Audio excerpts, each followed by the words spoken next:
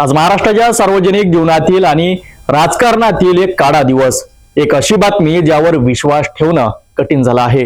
राज्याचे उपमुख्यमंत्री आणि खंबीर नेतृत्व अजित पवार यांचं बारामतीमध्ये एक भीषण विमान अपघातात निधन झालं आहे। आगामी निवडणुकांच्या प्रचारासाठी आपल्या बालेकिल्ल्यात गेलेल्या दादांचा प्रवास असा अर्ध्यावरच संपेल असं कोणालाही वाटलं नव्हतं। बारामती विमानतळावर लँडिंग करताना धावपट्टीपासून अवघ्या 50 मीटर अंतरावर विमानाचा भीषण स्फोट झाला आणि महाराष्ट्राचा एक कणखर आवाज कायमचा शांत झाला।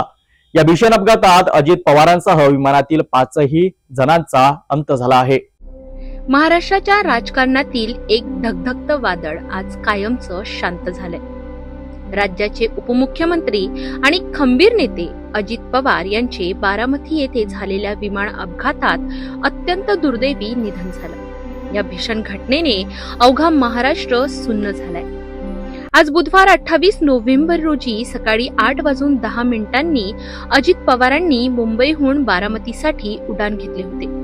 आगामी जिल्हा परिषद निवडणुकांच्या प्रचारासाठी ते आपल्या बालेकिल्ल्यात 4 सभा घेणार होते। मात्र काळाच्या मनात काही वेगळंच होतं। 8:40 सुमारास विमान बारामतीत एअरस्ट्रीपच्या जवळ आले। धुक्यामुळे दृश्यमानता कमी होती। बारामती विमानतळावर इन्स्ट्रुमेंट लँडिंग सिस्टम म्हणजेच ILS उपलब्ध नसल्यामुळे वैमानिकाला केवळ डोळ्यांच्या अंदाजावर लँडिंग करावे लागत होते। हवाई उड्डाण मंत्रालयाच्या प्राथमिक माहितीनुसार वैमानिकाने दुसऱ्यांदा लँडिंगचा प्रयत्न केला। विमान जमिनीपासून अवघ्या 100 फूट उंचीवर असताना अचानक नियंत्रण सुटले।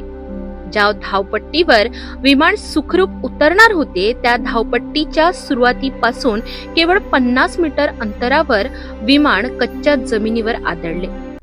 आदळताच विमानाची इंधन टाकी फुटली आणि एका पाठोपाठ एक 4 ते 5 भीषण स्फोट झाले। आगीच्या ज्वाळा इतक्या भीषण होत्या की कुणालाही वाचवण्याची संधीच मिळाली नाही। या दुर्घटनेत उपमुख्यमंत्री अजित पवार यांच्यासह त्यांचे वैयक्तिक सुरक्षा रक्षक विदीप जाधव, सहाय्यक पिंकी माडी, अनुभवी कॅप्टन सुमित कपूर आणि सहवैयक्तिक शांभवी पाठक अशा 5ही जणांचा जागीच मृत्यू झाला। विमानाचे मालक विजय कुमार सिंह यांनी दिलेल्या माहितीनुसार कॅप्टन कपूर यांना 16,000 तासांपेक्षा जास्त उड्डाणाचा अनुभव होता।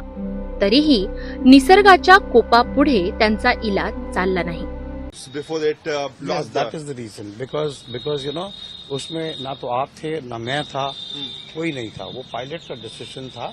You know he made an approach from runway 29 and then he carried out a missed approach, after which again he tried to make an attempt from runway 11. This is what I also have no contact with the pilots. They are not there. It is a very unfortunate incident. We are very sad about it.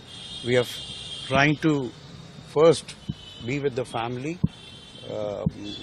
solidly with the family who have lost their best next of kins.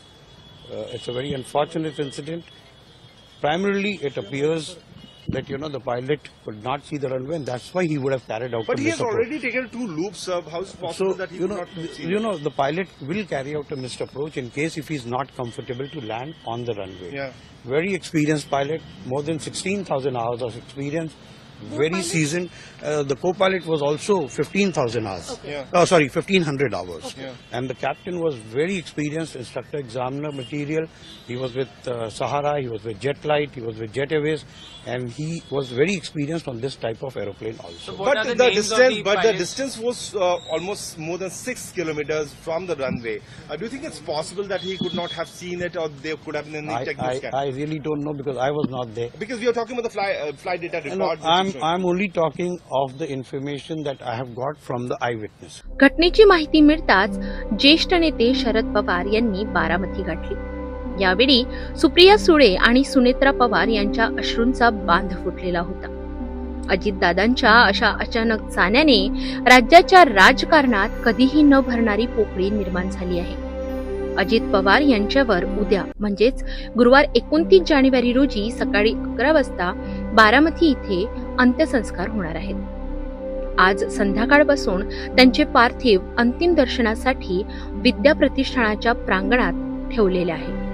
विद्या प्रतिष्ठानाच्या प्रांगणात अजित पवारांचे अंतिम दर्शन घेण्यासाठी त्यांचे कार्यकर्ते आणि समर्थकांनी प्रचंड गर्दी केली आहे. एक प्रशासकीय पकड असलेला आणि लोकांसाठी 24 तास उपलब्ध राहणारा दडा आज कायमचा निघून गेलाय. अशा या महान नेत्याला सिटी न्यूज परिवाराच्या वतीने भावपूर्ण श्रद्धांजली.